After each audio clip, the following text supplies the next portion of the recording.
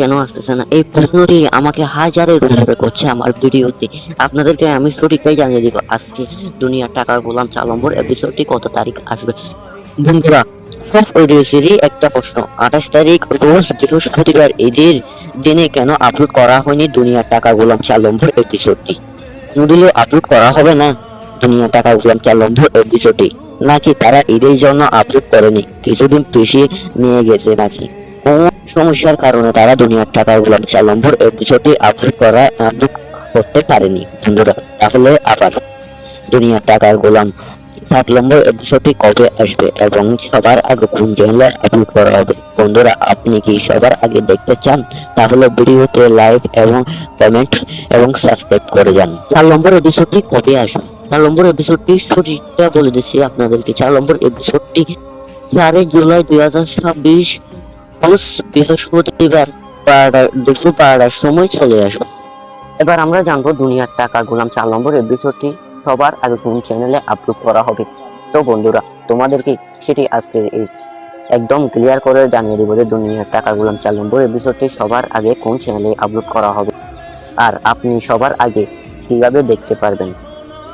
বন্ধুরা, বুঝতে পারছেন তো? আজকের এই ভিডিওটি গুরুত্বপূর্ণ ও ইন্টারেস্টিং। তো বন্ধুরা, ভিডিওটি একটু স্কিপ না করে ভিডিওতে একটি লাইক দিয়ে চ্যানেলটি সাবস্ক্রাইব করে থাকুন। এই নাটকটির অতইষ্ট দুনিয়ার টাকার গোলাম 4 নম্বর এপিসোডটি একদম সুন্দর ও সঠিক। এমন সুন্দর নাটক রিভিউ পেতে আমাদের চ্যানেলটি সাবস্ক্রাইব করুন। সেটি প্রতি সপ্তাহে দুটি করে আপলোড করা হবে।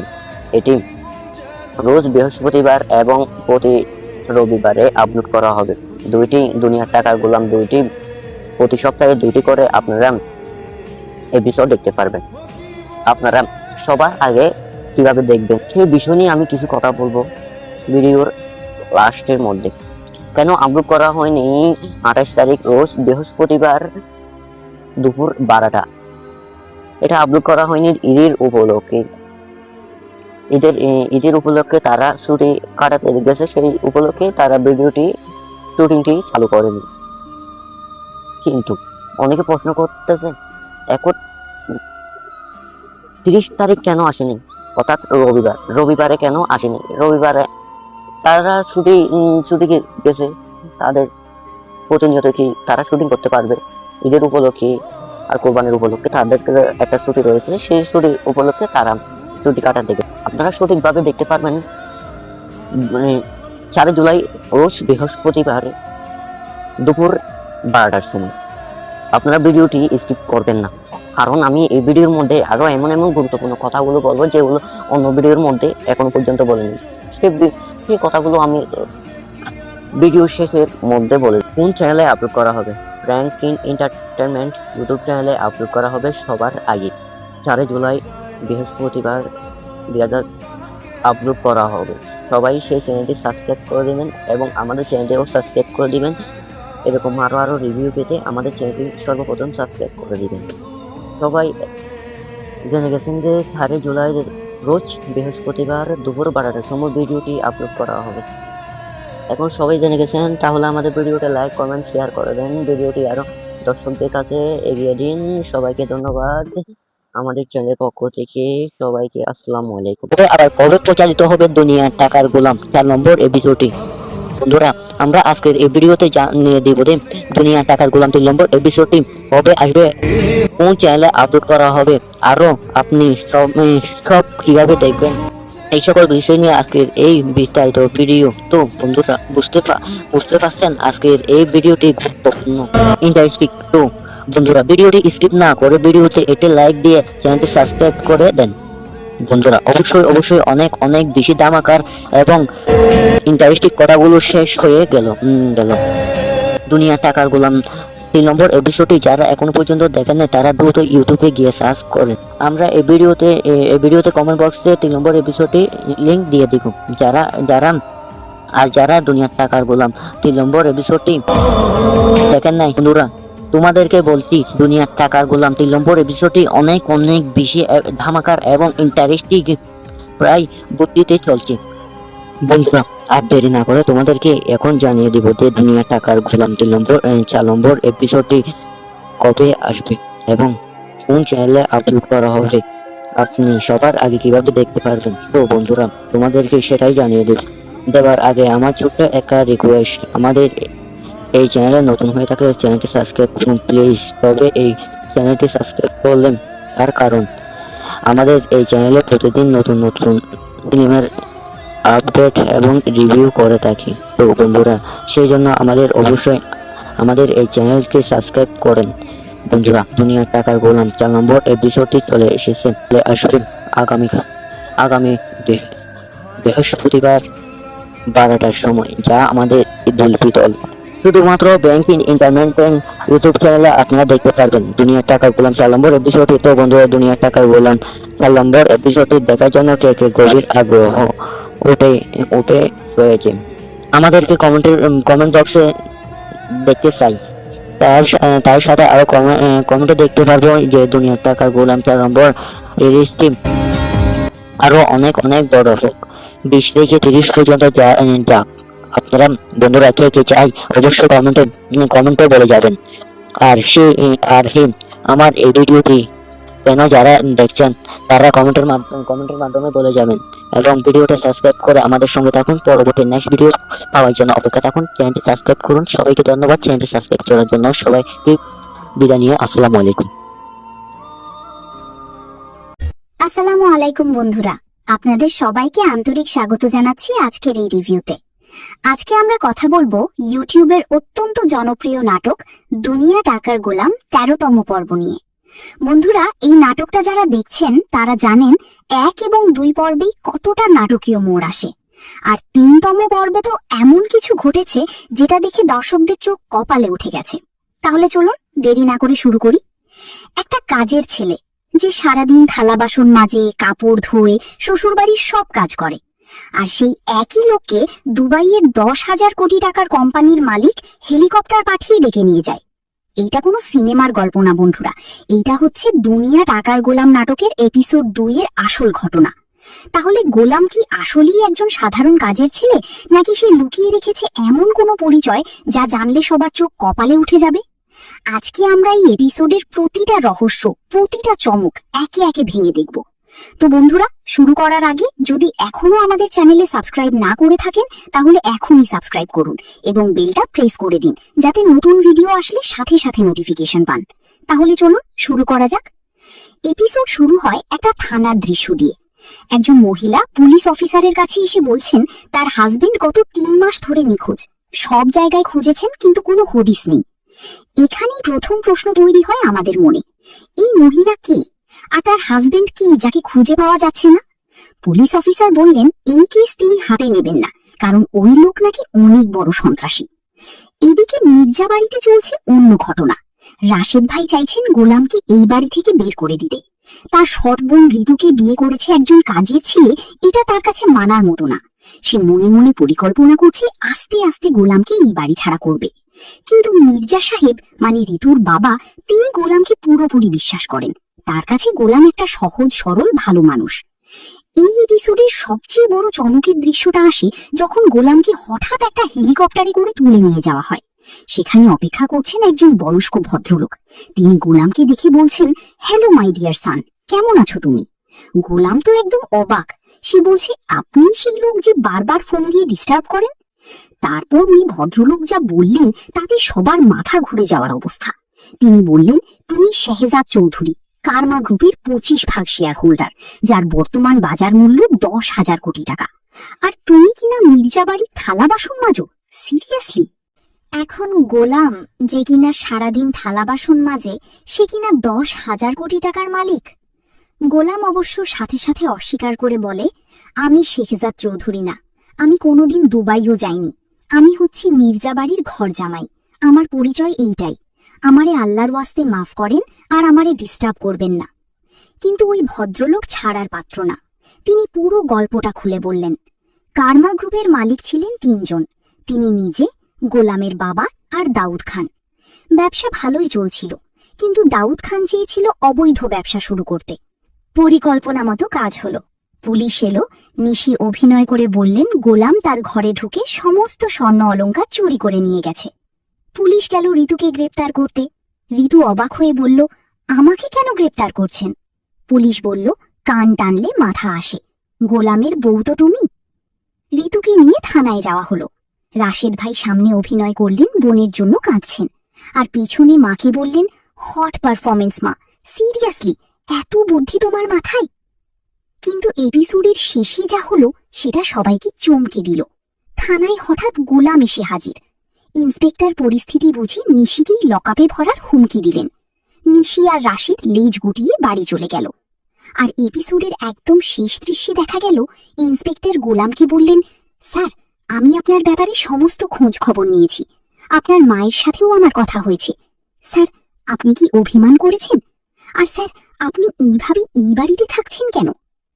এই একটা সংলাপেই পুরো এপিসোডের সবচেয়ে বড় রহস্যটা সামনে চলে এলো। ইন্সপেক্টর কি জানেন গোলামের আসল পরিচয়? গোলাম কি সত্যিই শেহজাদ চৌধুরী? আর যদি তাই হয় তাহলে সে কেন লুকিয়ে আছে? দাউদ খানের ভয়ে নাকি অন্য কোনো কারণে? বন্ধুরা, এই নাটকটা সত্যিই অনেক ভালো বানানো হয়েছে। কমেডি আছে, রহস্য আছে, আবেগ আছে। গোলাম চরিত্রটা এক কথায় অসাধারণ। সে যতটা সহজ সরল দেখায়, ভেতরে ভেতরে ততটাই রহস্যময়। আর নিশি আর রাশিদের ভিলেন চরিত্র দুটো খুব ভালোভাবে ফুটিয়ে তোলা হয়েছে। ঋতু চরিত্রটাও আস্তে আস্তে বদলাচ্ছে। শুরুতে সে গোলামকে একদম সহ্য করতে পারত না, কিন্তু এপিসোডের শেষ দিকে দেখা যাচ্ছে তার মনে একটু একটু করে পরিবর্তন আসছে। এপিসোড 3-এ কি হবে? গোলামের আসল পরিচয় কি সামনে আসবে? দাউদ খান কি গোলামকে খুঁজে পাবে? নিশি আর রাশিদ কি আবার নতুন কোনো ষড়যন্ত্র করবে? আজকে আমরা শুধু গল্প বলবো না, আজকে আমরা একটু গভীরে যাব। দুনিয়া টাকার গোলাম নাটকের প্রতিটা চরিত্র আসলে কি বলতে চাইছে, তাদের প্রতিটা কথার পেছনে কি লুকিয়ে আছে, আর আগামী পর্বে কি হতে পারে সেটা নিয়ে আজকে আমরা বিস্তারিত আলোচনা করব। এই ধরনের বিশ্লেষণ আপনি বাংলাদেশের আর কোনো চ্যানেলে পাবেন না, তাই এখনই সাবস্ক্রাইব করুন এবং বেলটা প্রেস করে দিন যাতে নতুন ভিডিও আসলে সাথে সাথে নোটিফিকেশন পান। তাহলে চলুন শুরু করা যাক। প্রথমে আসি গোলাম চরিত্র নিয়ে। এই নাটকের সবচেয়ে রহস্যময় চরিত্র হলো গোলাম। তাকে দেখলে মনে হয় একজন সহজ সরল গরিব মানুষ, সারাদিন থালা বাসন মাজে, কাপড় ধোয়ে, শ্বশুর বাড়ির সব কাজ করে, কখনো রাগ করে না, কখনো উচ্চবাচ্য করে না, যা বলা হয় তাই করে। কিন্তু একটু মনোযোগ দিয়ে তার কথাগুলো শুনলে বুঝতে পারবেন এই মানুষটা আসলে অনেক বেশি সচেতন। যখন কার্মা গ্রুপের সেই বয়স্ক ভদ্রলোক তাকে বললেন, তুমি শেহজাদ চৌধুরী, 10,000 কোটি টাকার শেয়ার হোল্ডার, তখন গোলামের প্রতিক্রিয়া লক্ষ্য করুন। সে রাগলো না, ঘাবড়ালো না, খুব শান্তভাবে বলল, আপনার ভুল হচ্ছে, আমি শেহজাদ চৌধুরী না, আমি মির্জা বাড়ির ঘর জামাই, আমার পরিচয় এইটাই। এখন একটা সাধারণ মানুষ যদি হঠাৎ জানতে পারে সে 10,000 কোটি টাকার মালিক, তাহলে তার প্রতিক্রিয়া কেমন হতো? অবশ্যই সে অবাক হতো, উত্তেজিত হতো, কিন্তু গোলাম কিছুই হলো না। এত শান্তভাবে অস্বীকার করলো, যেটা একজন সত্যিকারের সাধারণ মানুষের পক্ষে করা সম্ভব না। এই একটা জায়গাতেই বোঝা যায় গোলাম আসলে সব জানে, সে জানে সে কি, কিন্তু ইচ্ছা করেই লুকিয়ে আছে। আরেকটা গুরুত্বপূর্ণ ডায়লগ হলো যখন পিস্তলওয়ালা ব্যাগের কথা উঠল। শ্বশুর মশাই জিজ্ঞেস করলেন ঘটনা কি। গোলাম বলল, ওরাই ব্যাগটা দিছে আমারে, আমি ফেরত দিয়ে দিছি। এখন ভাবুন, একজন সাধারণ মানুষ যদি হঠাৎ হেলিকপ্টারে উঠে কোনো বড় ডনের সামনে পড়ে, সে কি এত সহজে পিস্তল ফেরত দিয়ে আসতে পারে? পারে না। এই সাহসটা সে পাচ্ছে কোথা থেকে? এটাই প্রমাণ করে গোলামের ভিতরে অন্য একটা মানুষ লুকিয়ে আছে। এখন আসি ঋতু চরিত্র নিয়ে। ঋতু হলো এই নাটকের সবচেয়ে জটিল চরিত্র। সে একদিকে গোলামকে ঘৃণা করে, অপমান করে, কাজের ছেলে বলে ডাকে, কিন্তু অন্যদিকে যখন থানায় ইন্সপেক্টর গোলামের ব্যাপারে জিজ্ঞেস করলেন, ঋতু বলল, আমার মনে হয় না গোলাম চুরি করেছে। এই একটা সংলাপ অনেক কিছু বলে দেয়। মানে ঋতু মুখে যাই বলুক না কেন, ভেতরে ভেতরে সে গোলামকে বিশ্বাস করে। সে জানে গোলাম খারাপ মানুষ না। আরেকটা দৃশ্য খেয়াল করুন। হোটেলে যখন রুম পাওয়া যাচ্ছিল না আর গোলামকে দেখে হোটেলের লোকজন ভিআইপি ট্রিটমেন্ট দিল, তখন ঋতু কি করলো? সে গোলামকে চুপ করিয়ে দিল এবং বলল, এই সুযোগটা কাজে লাগাও। মানে ঋতু গোলামের সাথে কোঅপারেট করলো। এটা ছোট একটা মুহূর্ত, কিন্তু এর মানে অনেক বড়। ঋতু আস্তে আস্তে গোলামকে একটু একটু করে মেনে নিতে শুরু করেছে। ঋতুর আরেকটা ডায়লগ আছে যেটা খুব গুরুত্বপূর্ণ। বান্ধবী যখন জিজ্ঞেস করলো, এভাবেই কি সারা জীবন চলবে? ঋতু বলল, ও জাস্ট আমার নামে মাত্র স্বামী, এর থেকে বেশি কিছু নেই। কিন্তু এই কথাটা বলার সময় ঋতুর ভেতরে একটা দ্বিধা ছিল। সে নিজেও ঠিক জানে না সে আসলে কি চায়। এখন আসি নিশি চরিত্র নিয়ে। নিশি হলো এই নাটকের মূল খলনায়িকা, কিন্তু তার খলনায়িকা একটু আলাদা ধরনের। সে সরাসরি মারামারি করে না, সে বুদ্ধি দিয়ে কাজ করে। টিভিতে স্বর্ণ চুরির খবর দেখে মাত্র কয়েক সেকেন্ডের মধ্যে একটা পুরো পরিকল্পনা তৈরি করে ফেলল। নিজের সব স্বর্ণ ঋতুর রুমে রেখে পুলিশ ডাকবে। এই বুদ্ধিটা একজন সাধারণ মানুষের না। নিশির সবচেয়ে গুরুত্বপূর্ণ ডায়লগ হলো যেটা সে মনে মনে বলে, ভেবেছিলাম এই ঘটনার পর বাবা ঋতুকে বাসা থেকে বের করে দেবে, আর সব সম্পত্তি হবে আমার আর নিশির। কিন্তু গোলামের আচরণ আর ঋতুর প্রতি বাবার ভালোবাসায় সেটা হলো না। এই একটা সংলাপেই বোঝা যায় নিশির আসল লক্ষ্য হলো মির্জা সাহেবের সম্পত্তি। ঋতু আর গোলাম শুধু তার পথের বাধা। এখন আসি রাশেদ চরিত্র নিয়ে। রাশেদ আসলে নিশির ছেলে এবং নিশির হাতের পুতুল। সে নিজে থেকে কিছু করে না, মা যা বলে তাই করে, কিন্তু মাঝে মাঝে একটু চিন্তিত হয়। যেমন যখন পুলিশ গোলামকে গ্রেফতার না করে উল্টো নিশিকেই হুমকি দিল, তখন রাশেদ একটু নার্ভাস হয়ে গেল। এই চরিত্রটা ভবিষ্যতে হয়তো একটা বড় পরিবর্তনের মধ্য দিয়ে যাবে। এখন আসি মির্জা সাহেব চরিত্র নিয়ে। মির্জা সাহেব হলেন এই নাটকের সবচেয়ে সরল মানুষ। তিনি গোলামকে ভালোবাসেন, বিশ্বাস করেন। তার একটাই ডায়লগ কিন্তু অনেক শক্তিশালী, শোনো, ওর প্রতি আমার শতভাগ আস্থা আছে, আর যাই হোক আমার জানাই কোনো অপরাধ করবে না। এই বিশ্বাসটাই আসলে গোলামের সবচেয়ে বড় শক্তি। মির্জা সাহেব যতদিন আছেন ততদিন নিশি আর রাশেদ সফল হতে পারবে না। এখন আসি সেই রহস্যময় বয়স্ক ভদ্রলোক প্রসঙ্গে। এই চরিত্রটা এখন পর্যন্ত সবচেয়ে কম স্ক্রিন টাইম পেয়েছে, কিন্তু সবচেয়ে বেশি তথ্য দিয়েছে। তিনি বললেন গোলামের বাবা ছিলেন তার বেস্ট ফ্রেন্ড, আর এখন তিনি গোলামের 20 ভাগ শেয়ার বুঝিয়ে দিতে চান। কিন্তু প্রশ্ন হলো, এই মানুষটা কি সত্যিই গোলামের ভালো চান, নাকি তারও কোনো স্বার্থ আছে? কারণ যে মানুষ কার্মা গ্রুপের মালিক এবং যার নামে ইন্টারন্যাশনাল ক্রাইমের রিউমার আছে, সেই মানুষ কি এত সহজে কারো ভালো করতে আসে? এখন আসি ইন্সপেক্টর চরিত্র নিয়ে। এই চরিত্রটা এপিসোডের শেষে এসে সবকিছু বদলে দিল। তিনি বললেন, স্যার, আমি আপনার ব্যাপারে সমস্ত খোঁজ খবর নিয়েছি, আপনার মায়ের সাথেও আমার কথা হয়েছে। স্যার, আপনি কি অভিমান করেছেন? আর স্যার, আপনি এইভাবে এই বাড়িতে থাকছেন কেন? এই 3টে লাইন দিয়ে ইন্সপেক্টর পুরো নাটকের মোড় ঘুরিয়ে দিলেন। তার মানে ইন্সপেক্টর জানেন গোলাম আসলে কি।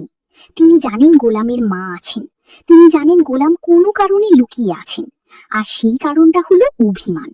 কিন্তু কার উপর অভিমান, কেন অভিমান, এটাই এখন সবচেয়ে বড় প্রশ্ন। এখন আসি আগামী পর্বের প্রেডিকশনে। বন্ধুরা, এই নাটকের গল্পের ধারা দেখে আমি কিছু প্রেডিকশন করেছি, দেখা যাক কতটা মিলে। প্রথম প্রেডিকশন হলো গোলামের আসল পরিচয় আগামী 2 থেকে 3 পর্বের মধ্যে সামনে আসবে, কারণ ইন্সপেক্টর ইতিমধ্যে সব জেনে গেছেন। এখন এই তথ্য আর বেশি দিন চাপা রাখা সম্ভব না, তবে কিভাবে প্রকাশ পাবে সেটাই দেখার বিষয়।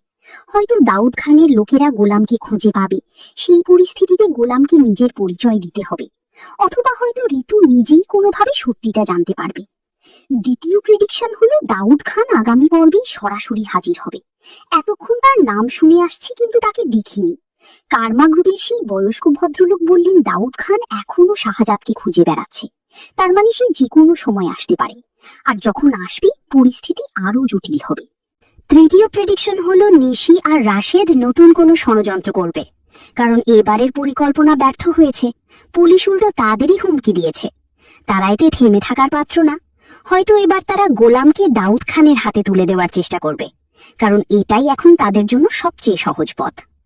চতুর্থ প্রেডিকশন হলো ঋতু আর গোলামের সম্পর্কে একটা বড় পরিবর্তন আসবে। ঋতু এখন গোলামকে সহ্য করতে পারে না, কিন্তু আস্তে আস্তে সে বুঝতে পারবে গোলাম আসলে কি।